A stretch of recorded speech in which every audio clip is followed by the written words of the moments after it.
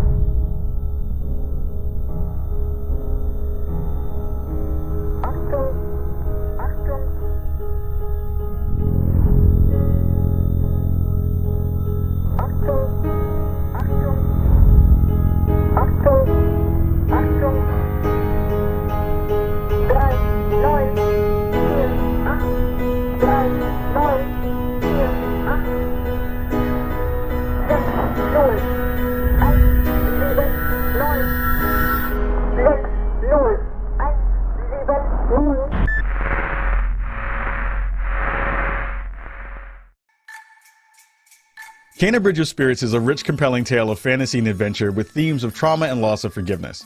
And yes, it's full of fast-paced action and breathless battles with supernatural foes, but the first thing that hits you when you see it is the beauty of a debut game from a small but passionate team at Ember Labs, and how the stunning animation of its lush, magical world pulls you into a journey of a spirit guide trying to save a village haunted by restless souls. But why not let you see it for yourself? Here's our next official selection, Kena Bridge of Spirits.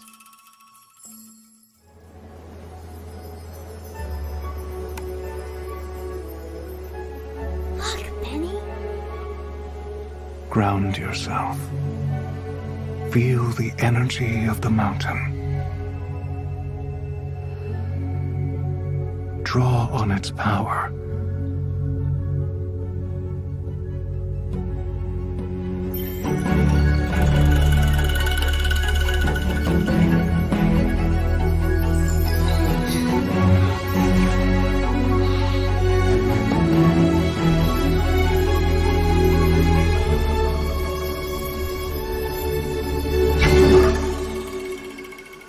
Ember Lab is a really small studio. We have a background in film and animation. We got our start doing visual effects for films.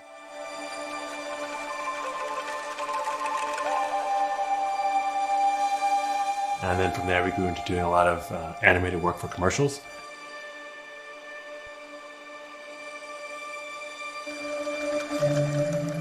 In between commercial projects, we would always siphon off some time to learn new things and be a little creative.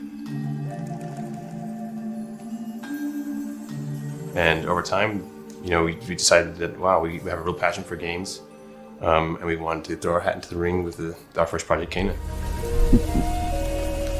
Something tells me you did not come to our village looking for forest creatures. Hello, Spirit. I seek passage to the Sacred Mountain Shrine.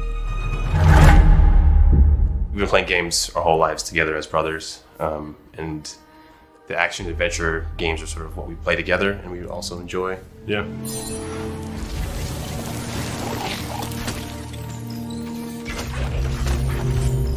We kind of had this idea of the rot being a kind of a force of nature that was maybe working against you. It was kind of the enemy initially. And then I kind of had the thought to flip it, where the rot become your companions.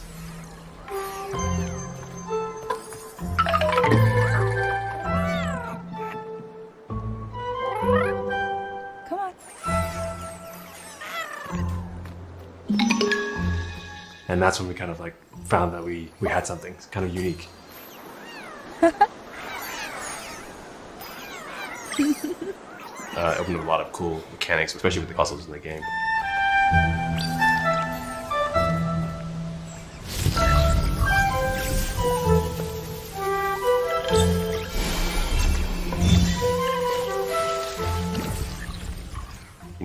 With film, you can just put the camera where you want it. You can tell, you have complete control over what they're seeing, when they're seeing it, how they're seeing it. And in games, all that goes out the window. So communicating ideas or themes to the player is a lot more difficult, we found. Yeah.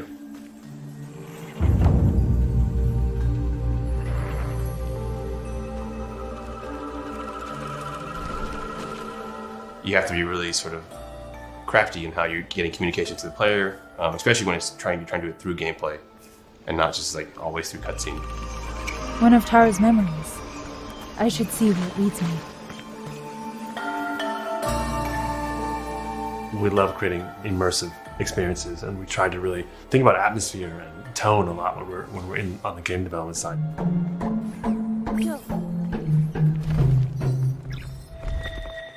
Storytelling and atmosphere is a big part of our traditional medium in terms of film aesthetics. Just having the world be something that you want to sit down and explore and be a part of was a goal of ours from the beginning.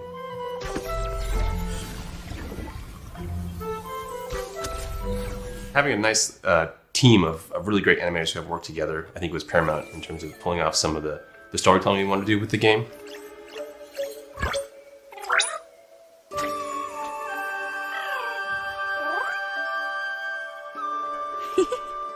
We're actually making a 45-minute animated movie inside of a game. Hi. We're really proud of the team. A lot of them come from the visual effects and animation background and kind of converted their skill sets from the film and animation background into developers on the game side.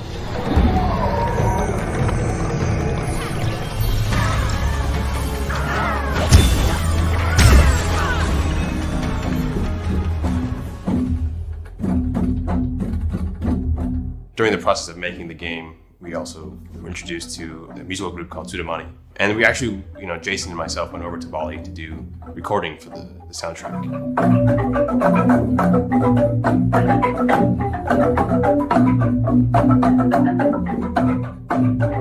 One of the things that's grown out of that relationship is Dewa is the composer, but his daughter Ayu is actually the voice of Kana. My name's Kana. What are you two doing out here? She's never done any voice acting, but she fit right in. It's okay. You have to go now. You know, we wanted to make a game that would just excite us if we saw it. You know, something that we would see the trailer. Oh yeah, that game looks awesome. Yeah. So as difficult as it has been, it's also very rewarding because it's like something that we would be very proud of and something that we would want to pick up ourselves. You must move on.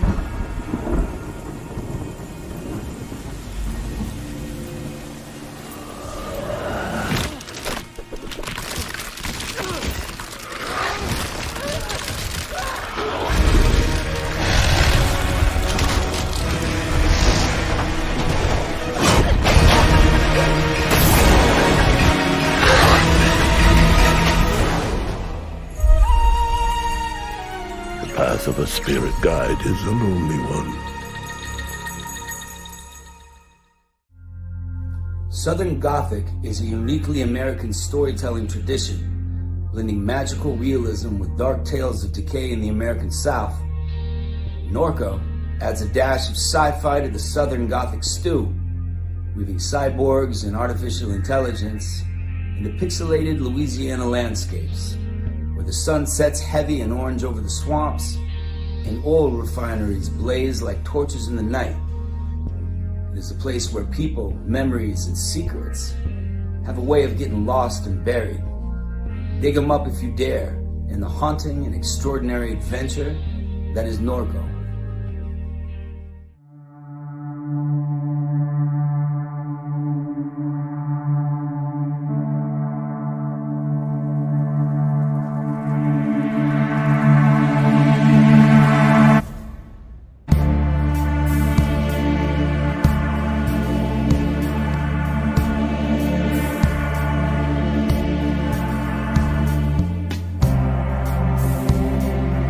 Geography of Robots is a handful of devs, artists, and musicians making output that is largely centered around the American South and the psychogeography of the American South.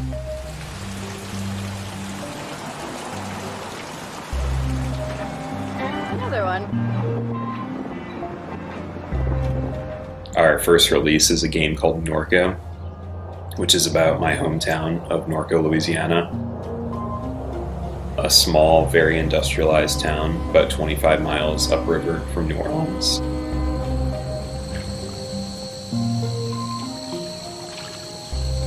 There's so many intersecting pieces of infrastructure. So many stories embedded in the landscape. I've been fascinated with that region since I was a kid. I wanted to synthesize all of those research interests into something, and Norco is that culmination of effort.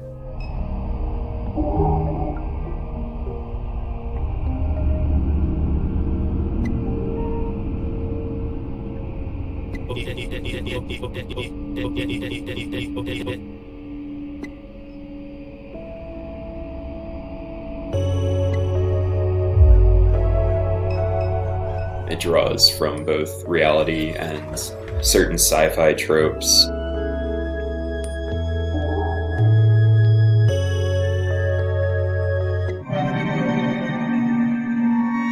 To explore little air pockets of the surreal within the reality of the game.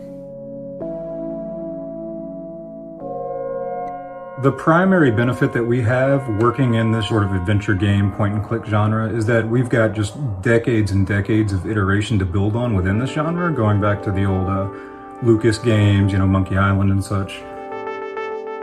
What works for our story? What are the necessary mechanics to tell the story of Norco?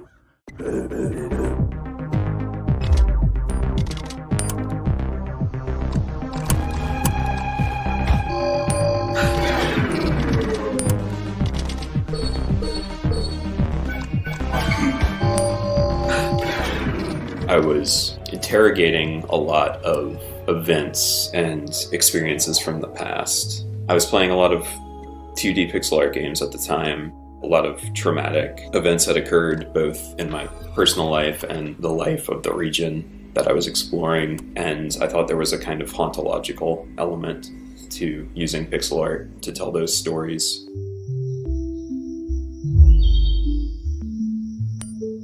I don't have any artistic experience, and so doing a simple 2D pixel art game fit the best within my limited resources that I had.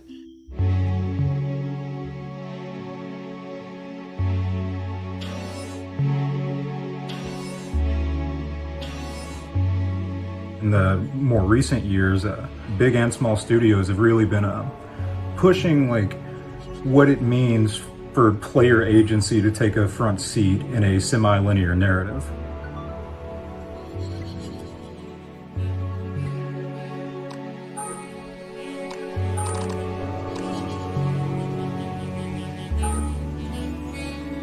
It has been an interesting journey, pushing the boundaries of the medium and kind of forcing it into this more complex, uncomfortable future.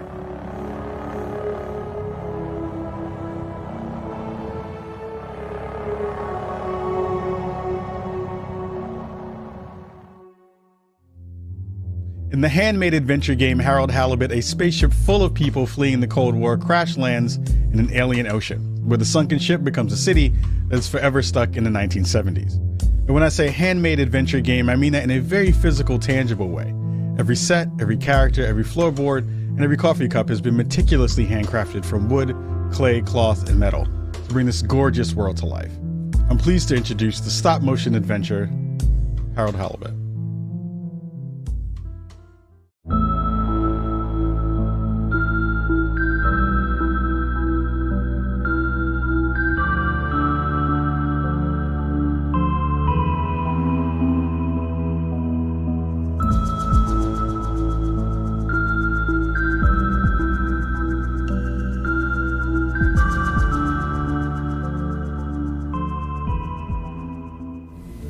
Hi, we are Slow Brothers, a tiny interdisciplinary game studio based in Cologne, Germany.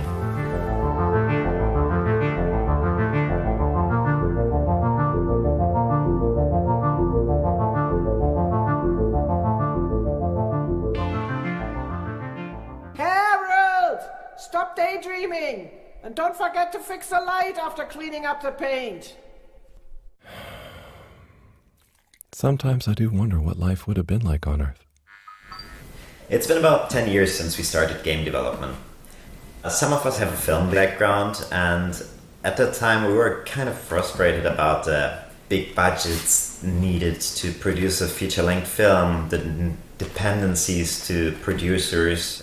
Being also game lovers, we thought that making a game instead of a film to tell a story might be the more approachable endeavor. We quickly realized that the budgeting thing at least wasn't too different from feature-length films, but we were way too deep into the process already when we realized that.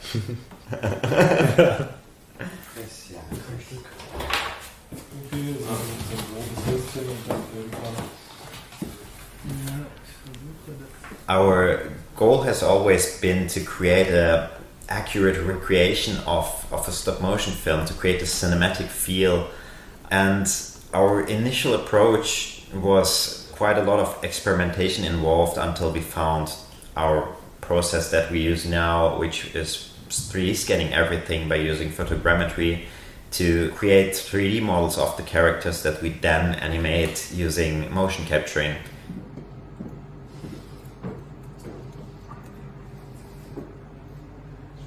Which gave us this fluidity and also all the options that we have in modern 3D games to light the scenes in a cinematic way and to use camera movement.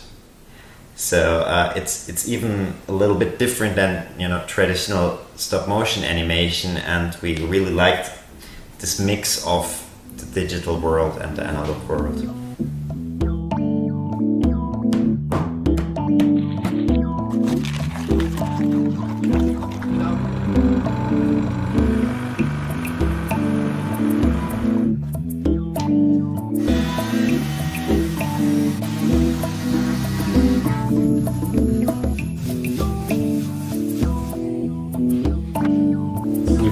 bunch of people questioning why we put such effort into building the sets and the tiny details. Ultimately, we think that's why the game feels the way it does is because of the sum of its parts and that level of detail coming together as like a greater thing. We just like put a lot of effort into giving the individual characters and Harold's social environment a lot of depths, and that ultimately makes for like a rich experience. Now, if you're quite ready. Sure. Ready for what? I made a breakthrough discovery at the Arboretum last night. Do you remember the last batch of bloomy rocks? Oh, the really small ones from the last intake? The ones with the strange shapes and the little holes and... The blue ones, yes. Turns out their surface composition doesn't just give us clues about our immediate aquatic environs. I think they've picked up some influences from outer space as well.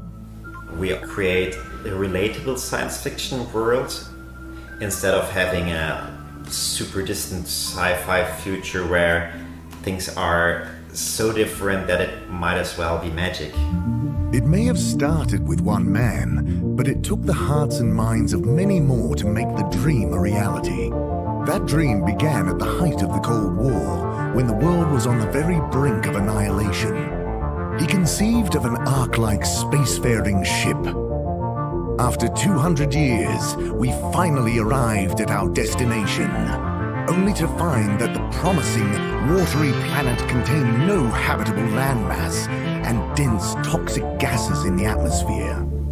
The Cold War seemed like a good starting point for the backstory of our game, and it enabled us to have this kind of weird mix of being stuck in the 70s on one hand and not living through the things we all know in our present, but also thinking into the future, the 200 years after that, and creating this kind of alternative timeline where things evolved in a different way.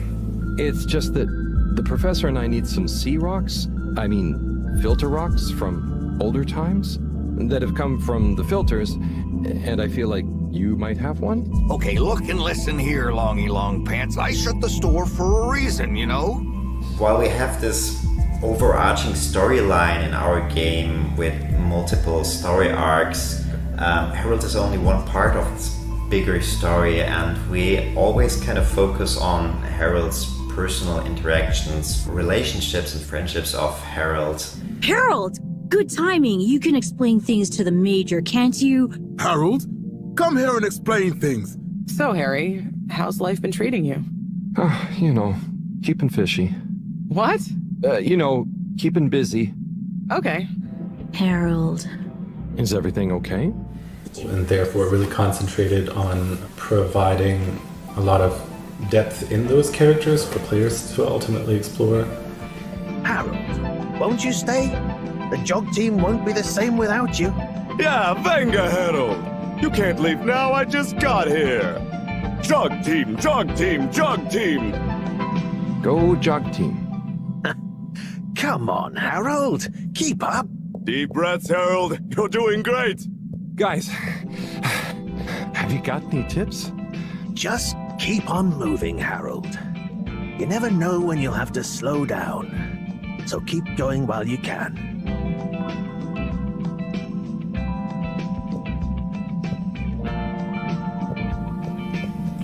Ja, dat is toch goed.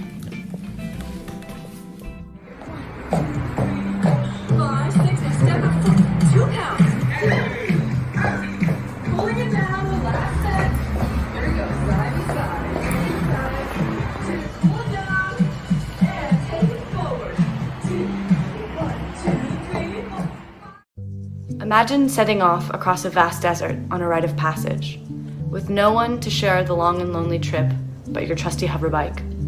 On your journey to the horizon, you will traverse a world of beauty and mystery, full of spectacular ruins, both ancient and futuristic.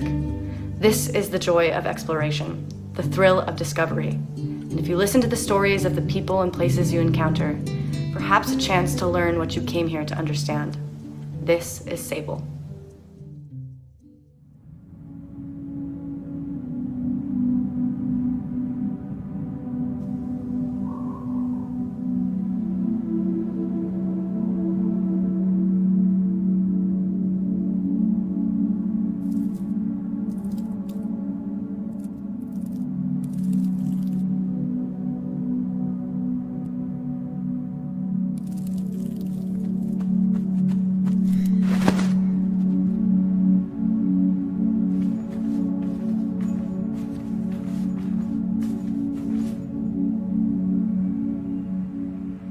Shedworks is us.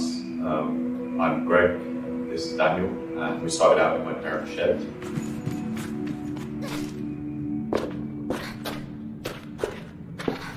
Sable is the main character. She's a young girl who's leaving her home for the first time.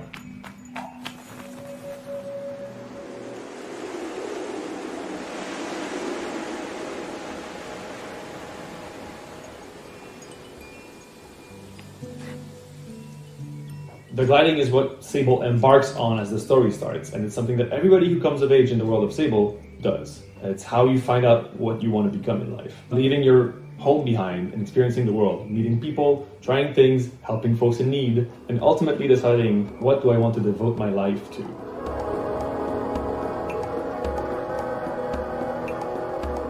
So much of the people here, the communities here, are defined by their vocation.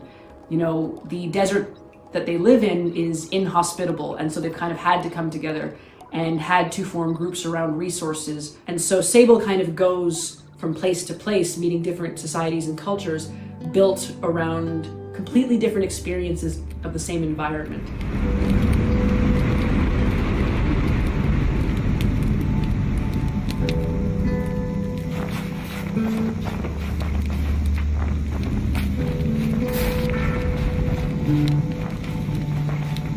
It means that she has to be a sponge, right? She's trying to figure out her place in the world, what she wants to do for the rest of her days. And I think that's what makes the story so fun. It really is about the places that you go, the people that you see, and the experiences that you have that not only shape her gliding, but shape her.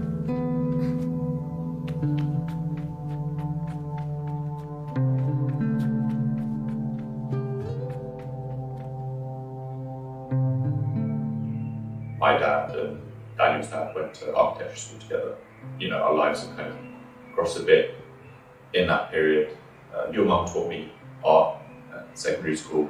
By the time we were at sort of university age, that was when indie games had really kind of taken off as a creative sort of field. I started to think about if there was something that I could make myself.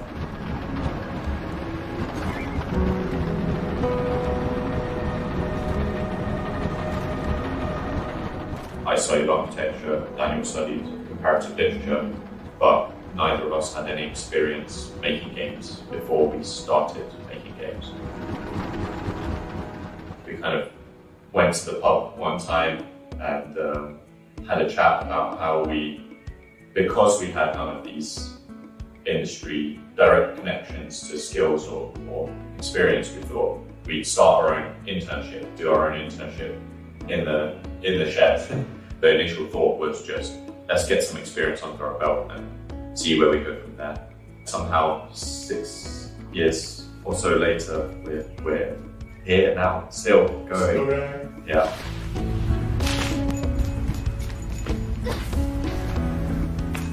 The thing that we've really tried to focus on is exploration, and we've kind of geared every design decision that we could around that focus.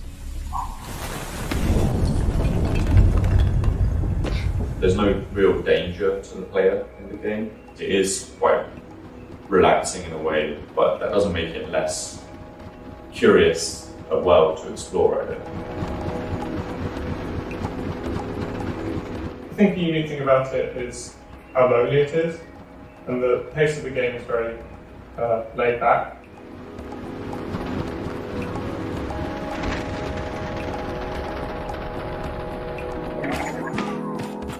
It was the first game that we designed that was really geared around our skills as well, our backgrounds. We wanted to do something narrative focused, we had to do a background in comparative literature, we wanted something to architecturally focused, and my background in architecture helped with that. So I think that it's come from us in that way makes it quite unique.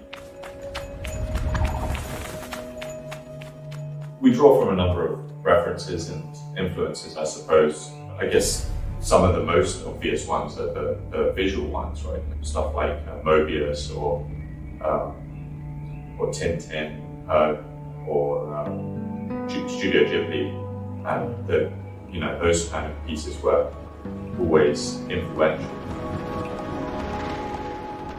yeah, it does have that mix of ancient and futuristic to our eyes, right, who live here, but to the eyes of Sable and to everyone in that world, that is all that they know. We brought Japanese breakfast onto the project really early on, like before we'd really started it, and so our music has kind of been there from the very beginning. So that's been the music itself has been a really big part of shaping where the direction of the game.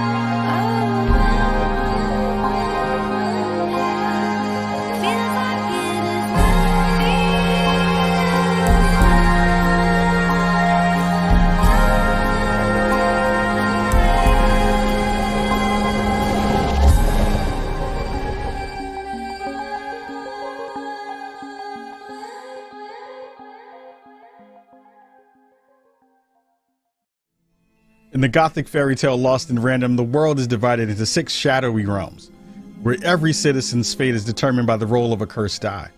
You play as Even, a young girl who's set out on a quest to save her beloved sister, Odd.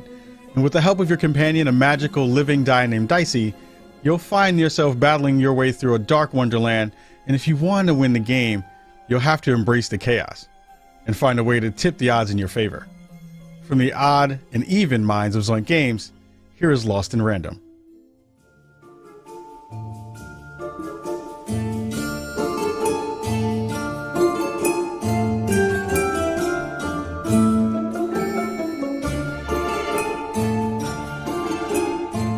So Lost in Random is being developed here at Zoink Games in Gothenburg, Sweden. We're about 80 developers with a few different projects, but Lost in Random is definitely our biggest and most ambitious project ever. We're known for doing quite narrative-driven games. We really want to make games that speak to people and touch people and make people think. Lost in Random is a 3D action-adventure game set in the gorgeous Gothic fairy tale world of Random. And it tells the tale of Even, a young girl who befriends Dicey, a living dice with incredible powers. Even goes on this journey to rescue her sister from the clutches of a mad queen who's obsessed with board games. And so the queen decreed that any child who had turned the age of 12 would be given the grand honor of rolling her one true dice to show them their place in the world of Random. For Random is fair, Random prevails, and Random rules. Random rules. Even she's this naive young kid who's just, for the first time, going out into the world to find out who she is. It's really a story about the randomness of life and conquering the fear of it.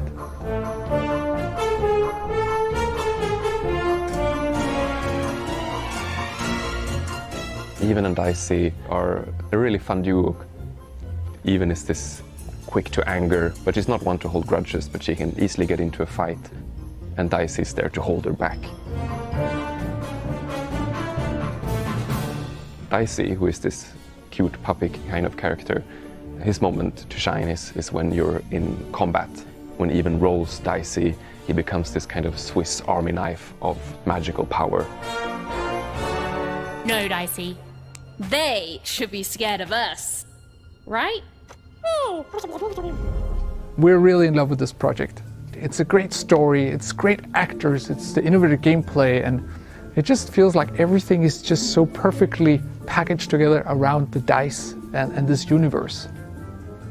And the style of the game is kind of like something out of a Laika or Tim Burton movie. It's really everything we've dreamt of doing all these years. It's really great, and we can't wait for everybody to play it.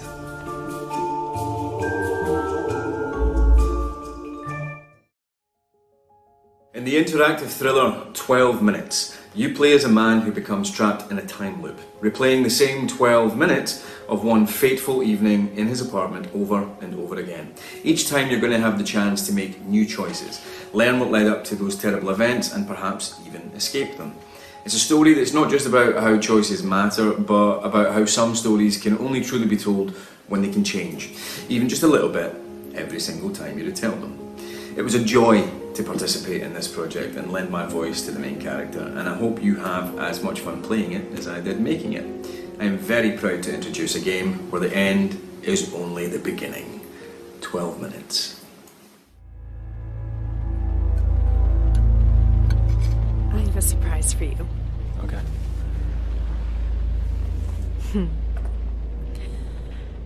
You want to guess what it is? This is an outfit for a newborn. You bought it this morning. You wanted to surprise me. I'm sorry. You're pregnant. You know? I know because you already gave it to me. This has happened before. What are you talking about? What's going on? Someone is coming. He's going to hurt us. He says you killed your father.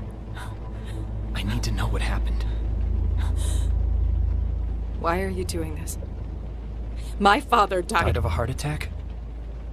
No, I didn't have anything to do with... Any second now, he's gonna knock on that door. Help me. This isn't happening. This can't be happening. Police, open up.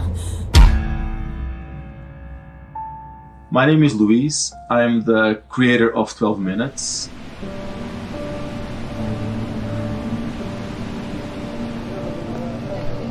I grew up watching a lot of film. They always captivated me, and I tried to understand what were they doing.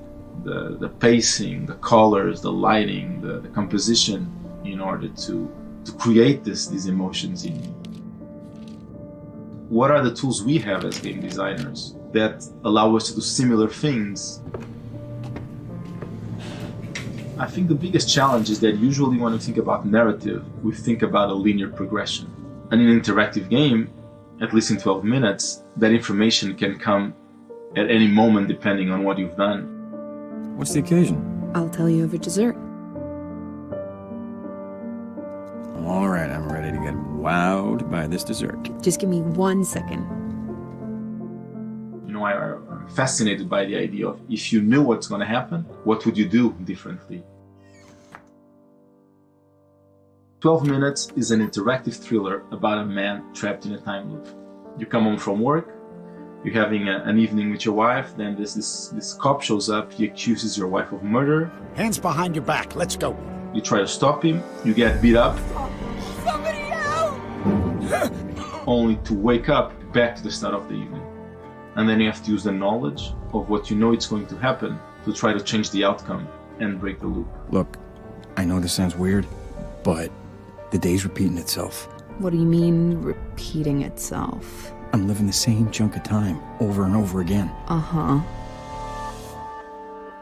The reason the game sticks to a bird's eye view is because it allows you to very easily interact with the environment. Most video games, you have a third-person camera or a first-person camera, and I wanted to create something that is very accessible. So by doing a bird's eye view, you have like a floor plan of the apartment that you just click where to move. There was also the challenge of having the voices convey the emotions without seeing the faces. If someone is really stressed out, you won't have any facial expressions, so you have to feel the stress in the throat.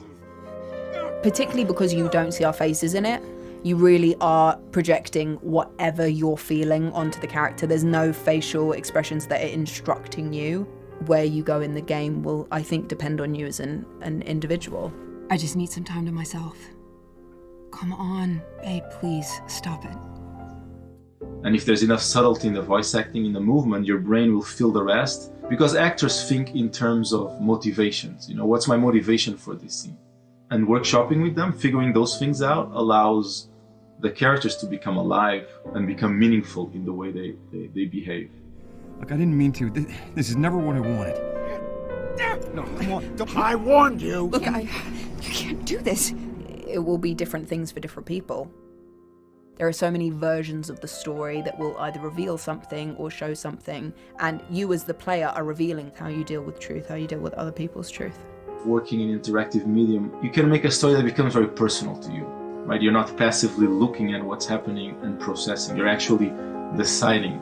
By allowing you to participate, to change it, and to mold the way it's built, in a way it becomes part of you. It's like you're part of the creative process that is happening. And because the game doesn't really give you a direction, the decisions you make are based on who you are. I'll prove it. Yeah, great, let's see it. Wow me. That allows you to explore a side of yourself that maybe you wouldn't otherwise. Silently repeat these phrases. May you be free from suffering. May you be free from fear. May you know peace and joy.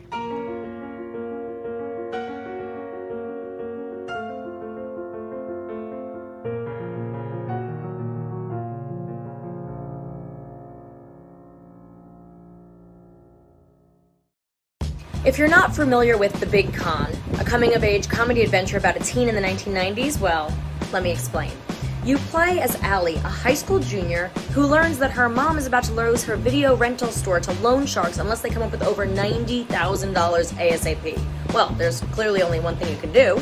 Run away from band camp, head to the mall, and become a con artist. I mean, that's just common sense. From the decade that gave us the World Wide Web and so much plaid, I give you The Big Con. The Big Con. The Big Con. The Big Con. The Big Con. Hey, I'm Dave Proctor from Mighty Owl Studios, and I am the game director and writer on The Big Con. Mighty Owl is a company from Toronto. We're made up of some really awesome devs from this city. George Degenkamp, Saffron Aurora, Tabby Rose, Sakrina Diaz, and Yash Kulkarni is our core team. The Big Con is a adventure game where you hustle your way across 90s America as a teenage con artist. But it's all for a good cause. You are trying to save your mom's video store. So you learn to pickpocket, wear disguises, talk your way into and out of trouble. All for that good, not so good cause of making sure your family business stays afloat.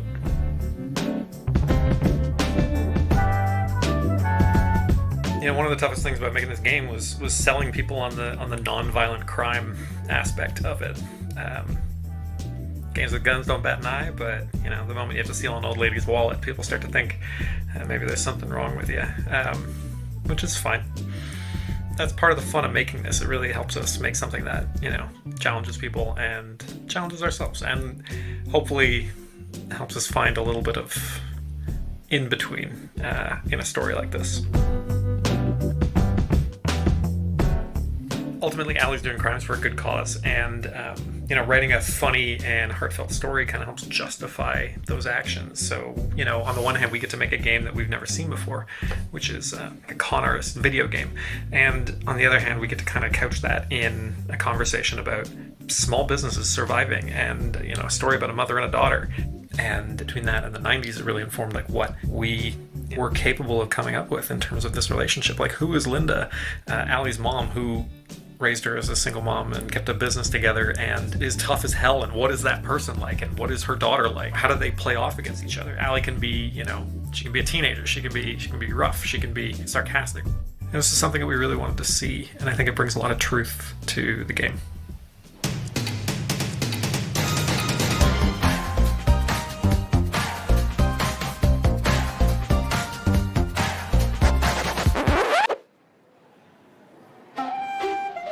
If it makes us laugh, it goes in the game. That was our rule. Like, we really want you to explore and find stuff.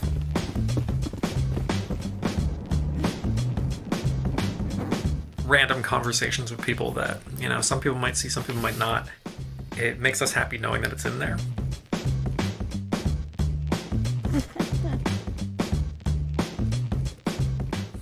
And it, I think, really builds on the feeling of like building your own adventure.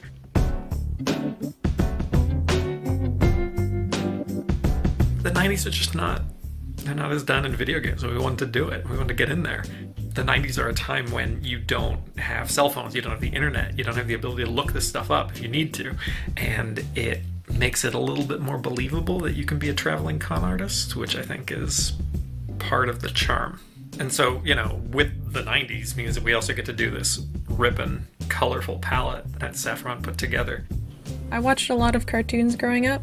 Hey Arnold, Doug, and The Simpsons. They sort of set the foundation for this cartoon 90s aesthetic. Bright, contrasting colors, exaggerated features, and like fun geometric patterns. So Allie is a very does what she wants character. She wears her cap backwards. That to me was always the signature look of the cool leader type character that you'd see in a lot of cartoons. You know, she has the ripped jeans, the baggy t-shirt, and she also wears her plaid shirt wrapped around her waist, which is, you know, a very, I think, 90s style. The references from Burblos to music or grunge or you know, what movies were popular and like it just we don't want to beat you over the head with nostalgia, but we want to bring you there. We want you to be on this journey with us. The Big Con is the 90s crime adventure you've been waiting for. What do you think, Rad Ghost? Okay. I just want to finish off by saying thank you so much for the opportunity to be a part of this. And to be, you know, in the presence of such incredible games and really just incredible international talent means a lot to a pretty stoked team from Toronto. So we hope to see you there, and we may try to steal the award anyways.